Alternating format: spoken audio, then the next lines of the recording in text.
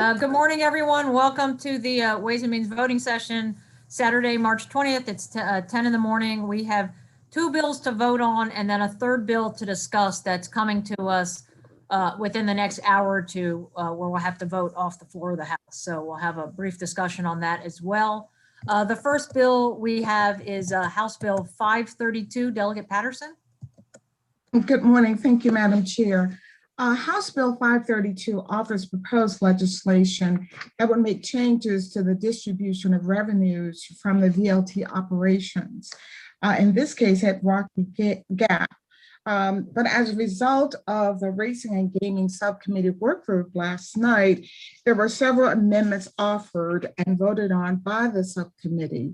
They are numerous. However, George will provide an overview or a synopsis of amendments.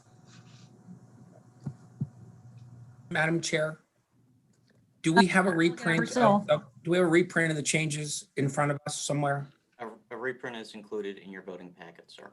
Okay, thank you. It's in your voting packet. So I'll provide a brief summary of the amendments as a whole, and then I'll quickly proceed through the reprint.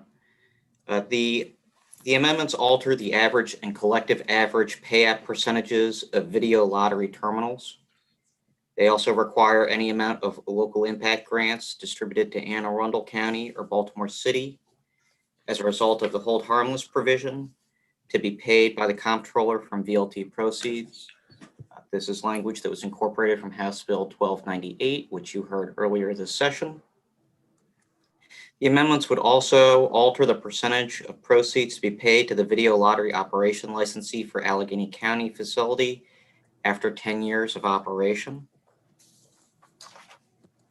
The amendments would alter, beginning January 1st, 2023, the percentage of VLT proceeds to be paid to the licensees for Anne Arundel County, Baltimore City, and the Cecil County facilities.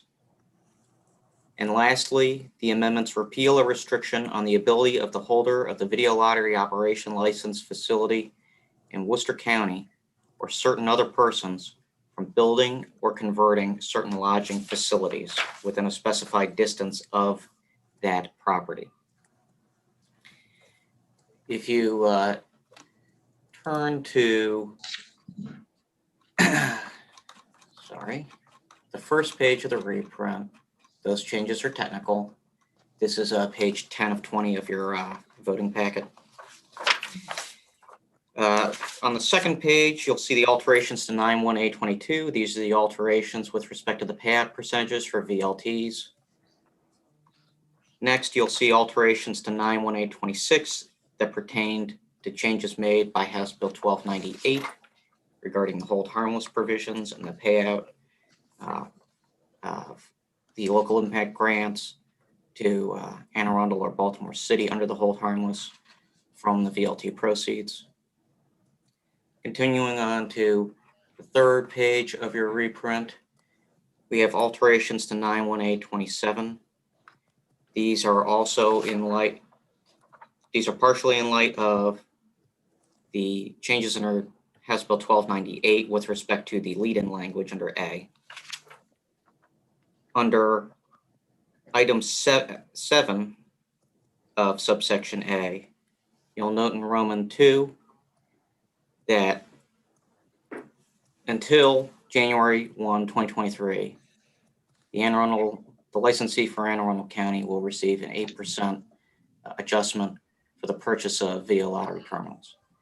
After that date, so beginning January 1, 2023, instead, they would receive the standard 6% rate that the other facilities in Baltimore City, Prince George's County, and Cecil County receive for owning their video lottery terminals. On the next page, on the same page under subsection B, you'll see alteration under B2 Roman 1, bringing up from 43% to 48% the base amount for the video lottery facility licensee in Allegheny County. So coupled with the 10% amount for owning their VLT terminals, they'll have an effective rate of 58% after the first 10 years of operation. All the other Distributions will be standard.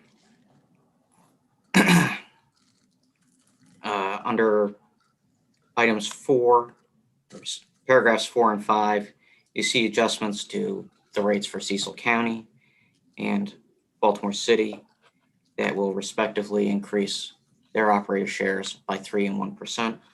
That also is beginning January 1, 2023. We'll move 2 more pages. You'll see that the initial alterations to distributions under House Bill 532 have been stricken.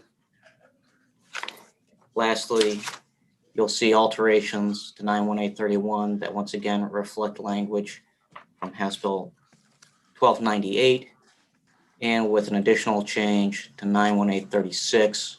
This is to repeal the limitation on being able to build or convert a hotel, motel, or other public lodging within a specified distance of ocean dams.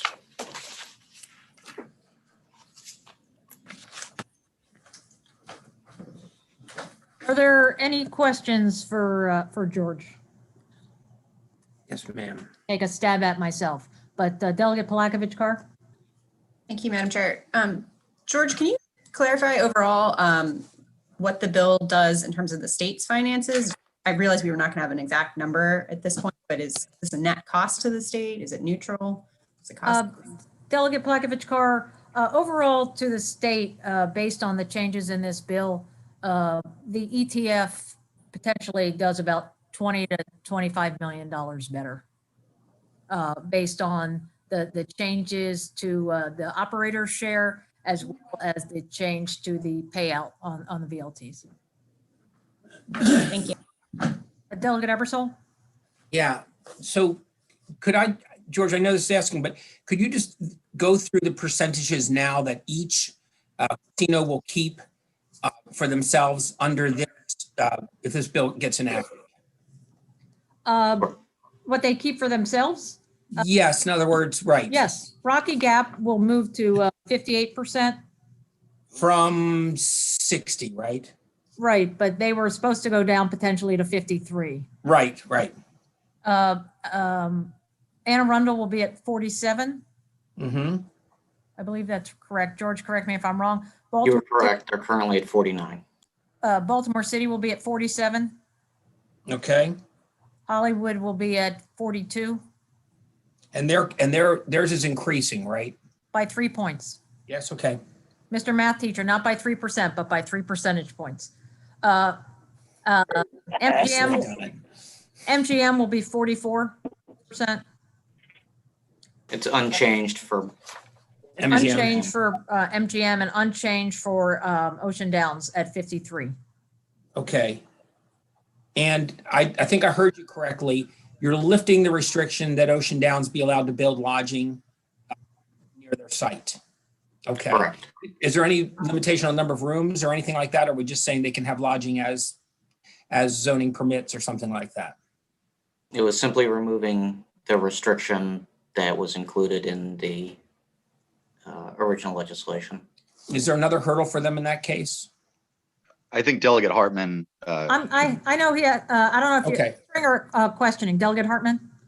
Yes, if I could comment, the Worcester County Commissioners recently changed the zoning for the property there at the casino, and negotiations with the town zoning limits them to a 105-room hotel.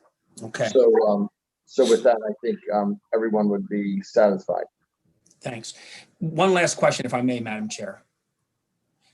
When we readjusted the Rocky Gap percentages, did we make it so that the 2% that they would have returned to paying into the lottery went to 1%? I think everyone's now down to the 1%. That was not, lottery. that was not altered. I'd recommend that if it's possible. I don't know how that can be done, but there's no, that's an oversight in the original return amount, and lottery's not interested. They're okay with us taking that back.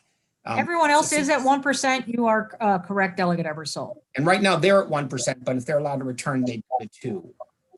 Right. I mean, that's an easy fix. Question is where that 1 point would go. Well, the Education Trust Fund, of course. Yes, Madam Chair. the money in that case would go to the Education Trust Fund as the remainder taker. Thank you, Delegate Ebersol, for picking up on that. I think that was all I was able to grab up quickly. Congratulations to Rocky Gap. They were in need, and I think we may have met it here. So that's good news. And Delegate Palakovich card changing that that 1 more point to the Education Trust Fund brings in another 400,000 into the positive. Nearly 5. Madam Chair, Yes. Madam Chair, I move the amendments. Second. Moved by Subcommittee Chair, seconded by the gentleman from Allegheny County. Any other questions on the amendments? All right, on the bill as amended, Delegate Patterson? Move favorable. Second. Second. Any other questions on the bill as amended? All right, all those in favor? Aye. Any opposed? Looks to be unanimous. All right, Delegate Washington, the next bill, House Bill 753. Thank you, Madam Chair. This bill bars a public school from under specified conditions prohibiting a student from organizing or participating in a student organized peaceful demonstration, imposes limits that substantially inhibit a student's right to free speech while participating in student organized peaceful demonstration. And lastly, it outlines disciplining a student for organizing or participating in a student organized demonstration. The amendment slightly modified the parameters surrounding the regulation of student protests to ensure that the bill is consistent with First Amendment principles. We move the amendment. Second. Any questions on the amendments? All right, all those in favor of the amendments? Aye. Aye. Aye. Any opposed? And weird echo. And any questions? All right, on the bill as amended, Delegate? I move the bill as amended. Second. Questions, Delegate Lasanti? Thank you. Just a quick question. Within the parameters of the bill, does the individual school system still set up the administrative policies of how and when a demonstration can occur? Yes. Thank you. All right, Delegate Boatler? Yeah, thank you, Madam Chair. So we saw this, I think, years ago in Montgomery County where kids walked out of the school and they were marching to Washington or something. And so this is what this is kind of addressing, these kinds of situations where these kids can just walk off the school property and go wherever they want in order to protest. Let Delegate Ebersol answer that question for you. Okay. No, it doesn't.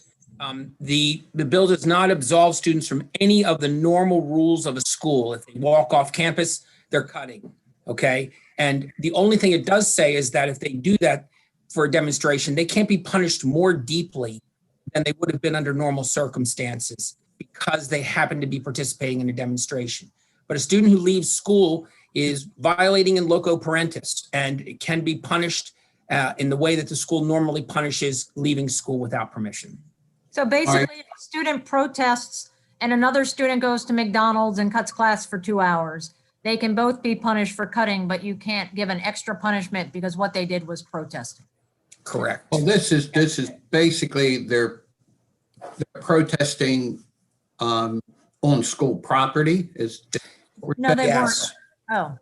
Oh, okay. So is that a yes or no? You know? I thought that because that walk to DC was not on school property. So this includes school property? School property, school buses, and school events. And is this, the other thing that concerns me, is this going to be a one-sided protest? Because a lot of times what we're seeing is that the left does very well in creating these protest, but the kids on the right are they going to be shut out of this? This delegate, this doesn't change any of that at all. There's no language in the bill, Delegate You can Vogler, protest that. on any side of the issue. Nothing about You can content protest. of the Hey, everybody, demonstration. I'm talking. Sorry. Protest on any side of the aisle, any issue that you want to protest on, delegate. Even if it's just how bad the food is, you can protest how bad the food is if you want to at the school. All right, thank you. You got it. All right. I think we've passed the amendments. The bill was moved, I believe seconded. All those in favor of the bill as amended? Aye. Aye. Aye. All those opposed? Delegate Long, I don't see your video. Are you in favor or opposed? Madam Chair, I'm actually unable to use my video. Are you in favor or opposed? I'm in favor. If everyone else is, I just trying to figure out what the bill does, but Well, I'll let you know that all the other Republicans are opposed, so. okay, well then I'm opposed. I can't see the screen. Unfortunately, I can't see the screen right now. No problem. That's my guy. That's no problem. All right. So a party line to Sarah and Pat. To members, there's also another bill that's potentially coming later on. In about 10 minutes, the Judiciary Committee is meeting again to vote. One of the bills they're voting on is House Bill 75. It does, I'm trying to mute whoever's creating. Someone's creating a lot of noise. I don't know who it is. All right, it's gone now. Thank you. House Bill 75 is about judicial elections and how we elect our circuit court judges. And if Judiciary passes it, it will be coming to us, but it won't be in our possession for another hour plus. And so we would have to walk off the floor to vote for this. But I thought it was easier to talk now than all of us standing 6 feet away in some large group over on the in the State House floor. So I think, is Stan here to explain it, or Delegate Wilkins? Delegate Wilkins, where are you?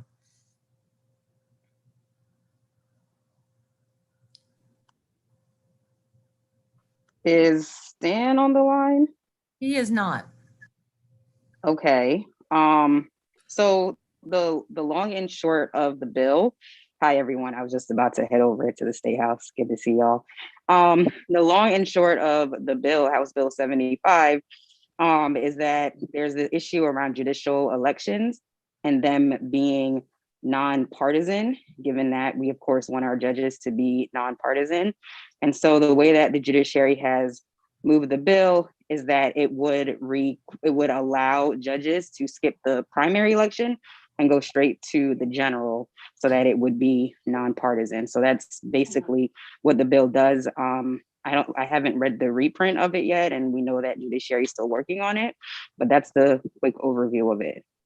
And Stan is coming on, and in the meantime, I would just add, as people remember, it's if 5 judges are running in your jurisdiction, or I'm sorry, 5 people running for 4 spots, they're voted on by the Democrats, they're voted on by the Republicans, and then the top 4 from both sides go to the general. If they agree on the same 4, it's essentially over, though I think they all still need 1 vote in the general. But there's right now, people who are independent or unaffiliated are unable to vote in the judge elections. And there seems to be no reason why these judge selections are chosen on a partisan basis. So that's the rationale behind it. Dan is here if people have additional questions. But again, this won't be out for like another hour plus. Stan, is there anything? I know you caught the tail end of what I said, and Delegate Wilkins described it as well. So. Yeah, I don't think I have anything to add unless people have any questions. So I just wanted to give everyone a chance now to think about it, talk about it, since we can hear each other better. Mr. Vice Chair, looks like you have a question. Yeah, I do have a question. So we're removing in the bill, it removes the primary from them going through the primary, only being able to be elected in the general. Is that correct? And it yes, and so because it ignored the again the independents and and the unaffiliated. So it removes another ability for the public to be able to vet these judges and be able to see who they are and be able to know their record. So they're only in a general, when we get a lot of the population that really aren't, you know, a lot in general elections, there's the population that comes that we have drop-off voters, people who don't vote all the time in every election. So you get, so I'm just concerned by this bill. And I just feel like, you know, if we're having just a general, we get less of an opportunity to be able to vet these judges when we don't even have an opportunity now to even look at the records of judges because they don't keep track of it anywhere. And we know these judges don't go through cultural competency training or any other trainings that we would like for them to go through. So there's multiple issues with this bill that I find concerning. So I just wanted to relay that to the body. Thank you. All right, next we have Delegate Hornberger. Thank you, Madam Chair. And just a couple questions, Stan. Is there no changes in when they have to file? Yes, it does change when they have to file. So they would file on the first Monday in August. And we have to allow them to file later because constitutionally, if you're not running in the primary, you cannot require them to file at the same time as people running in the primary. Okay, and then in essence, it would just be top vote getters at win. Yes. Okay. And then there's no requirement for 50% or just highest vote getter. Well, it would be impossible to be 50%, just like those of us who run in multiple district races for delegate. You pretty much can't get that because of the split of votes. No, you could in this scenario. Well, not if you have 8 people running for spots or 9 people for spots. Madam Chair, in many of our counties, you'd only have one. In probably County, Baltimore City, Prince George's, you'd have multiple at the time. Right. So Probably, yes. Yeah, you'd only have one person. You could have 5 people running and the winner could get 21%. Yeah, that's what I was asking about. Okay, and then the last question is no party affiliation markers whatsoever on the ballot. That's right, and that's current law. Yep, okay. Thank you. Delegate Patterson. Thank you, Madam Chair. I'll be brief. My concern is pretty much that offered by Delegate Washington. Certainly in Charles County, we were able to make inroads in terms of our judges based largely on the system the way it is now. We know that there are some people who were not pleased with that system. However, it worked in terms of equity and opportunities for our local judges. Thank you. So Delegate Patterson, I'm unclear. Are you saying you like this or don't like this? I do not like that. Okay, thank you. Delegate Smith. Thank you, Madam Chair. I also, this gives me pause. I'm still not really fully understanding the problem it's seeking to solve, but I think it creates potentially some newer problems that are also counter to, I think, the equity concerns that Delegate Patterson just laid out. I think this is a bill that's a perfect example of if our body is going to endeavor to do an analysis based on equity moving forward, it can't just be reserved for certain topics. This is a perfect example of something that may seem innocuous and very, general to someone else, but upon closer inspection and truly applying an equity lens, to me, it's highly problematic. And at this point, I have very grave concerns about it. All right. Well, I would point out again that right now, the judges really aren't partisan, and yet we exclude a large percentage of people being allowed to vote for them. So there is definitely a problem right now, though you don't have to like the solution, but there is a problem. Delegate Feldmark. Thank you, Madam Chair, and thank you for explaining the problem. I guess my question is, why couldn't we, or why aren't we looking at making those ballots available to the independent and unaffiliated folks? We have other nonpartisan races like Board of Education, which they do have a chance to vote in the primary. And so I'm just wondering if we could look at that as an alternative solution. Point out that House Bill 75 is introduced does exactly that. It establishes a nonpartisan primary and general election like school board. But Madam Speaker. at least one moment, Delegate Long. At least in our county, when it comes to school board, Delegate Feldmark, when there's two candidates in for a seat, they advance to the general no matter what. So I'm imagining that if for those jurisdictions that have multiple judge candidates, even if you went the primary route, which you're suggesting, if there were 4 openings in Howard County and fewer than 8 people applied, it would probably go straight to the general anyway, even if we followed the school board model. So, Well, I guess in Howard County, we have had primaries actually narrow the field for judges. I know, but I'm just saying. So I feel like we are. I'm just saying that it won't always narrow because in some cases it will be fewer than the double of the seats allowed. So I'm just clarifying that. Okay. The next hand up is Delegate Lasanti. Thank you. Just for clarification, this bill now pertains to district and circuit court judges? Just circuit court. Circuit court. Pardon me, just circuit court. Yeah, Thank you. district judges are not elected. That's right. That's right. I knew that. Thank you. But I didn't know how it was amended, so that's why I needed the clarification. Delegate Buckle. I didn't have anything, Madam Chair. I was just doing that to chime in about the Kevin Hornberger's suggestion about how the elections would fold out. That's all. I didn't have anything. Okay. Delegate, Madam Chair. 1 second, Delegate Long. We have other hands up. Okay. Delegate Wilkins. Thank you, Madam Chair. Just for clarification for everyone. Delegate Wilkins, This is awesome. Delegate Wilkins, your connection is awful. Can you just repeat for everyone how the bill came in and how Delegate Wilkins, can you find the bill is amended so that everyone on the committee just put it in the chat?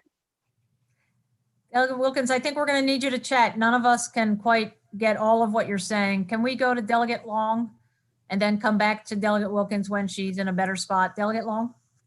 Thank you, Madam Chair. I understand the situation when you have independents and possibly Green parties and Libertarians want to run for judge. Sure. Hello? Delegate Long, keep going. Okay, the problem that I see that if we would add independents and Green Party to be able to vote, how would you do that if the primary, you have Republicans and Democrats? Does that make sense? They would actually be on both ballots and it'd be. That's the part that's being removed, Delegate Long, that there wouldn't be, quote, the slate from the Republican ballot or the slate from the Democratic ballot. So even if we were to have a primary, as some people are suggesting, it would still just be done like school board in other states where people, other counties, where people vote. Independents and unaffiliated can vote in primaries on school board. It would be that same situation. Okay, so what you're saying, and maybe I misunderstood what you're saying. You're saying there would be no more Republicans or Democrats. It would be just judges on both Democratic ballots and Republican ballots, correct? Judges would be on every primary ballot within a jurisdiction. You would not be advancing the top. If there were 3 people from Baltimore County where you represent, if there were 3 judge positions, there wouldn't be 3 people advancing from the Democratic ballot and 3 advancing from the Republican ballots. There would just be the top 3, whatever number from the primary, however many people are running, the top people would advance to the general. Overall, all the votes run together. Okay, so you all be, okay, thank you. All right, we have several more questions. I'm glad we're talking about it now. Back to Delegate Eversole. Yeah, thanks, Madam Chair. I just talked to the subcommittee chair, and she asked if Stan Ward would just talk about how the bill came in and what amendments were made. Sure. So as it came in, the bill would have established a system similar to Board of Education for electing circuit court judges. So you would have a nonpartisan primary and a nonpartisan general election. So for school board, the purpose of the primary is to winnow down the number of candidates to twice the number of seats to be filled. And then those candidates appear on the general election ballot. So that's how the bill came in.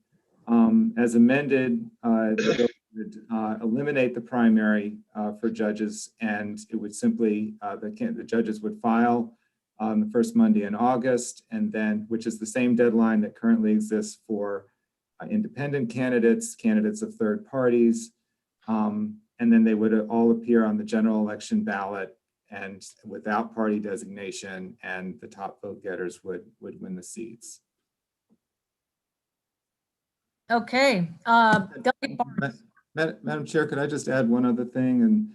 And under the current system, if the same set of candidates wins each party primary, then essentially the election is over in the primary, because then they appear unopposed on the general election ballot, unless someone happens to file as an independent or as a candidate of a third party. And essentially the election is decided in the primaries when independents and members and voters affiliated with third parties are not even allowed to vote. So you have a situation in which essentially the election is decided without participation of a significant number of the voters. So that's just part of the problem that the bill is intending to solve. Okay, to everyone, again, we're not voting on it now. We might not even be voting on it later. I just wanted everyone to know that this bill was potentially coming to us from judiciary. I'm gonna stop taking questions for now because we're still not even 100% sure it's coming over. I just wanted a chance to begin the conversation and see where people are on the issue. Again, we passed those other two bills. We may or may not come back to this bill later today. Still not sure who's adding all the echo sound to us right now, but I don't know if there's any other announcements that people wanted to make in advance of later on. Okay, so we will adjourn for now and stay tuned on the floor to see if anything's coming up. All right, thank you.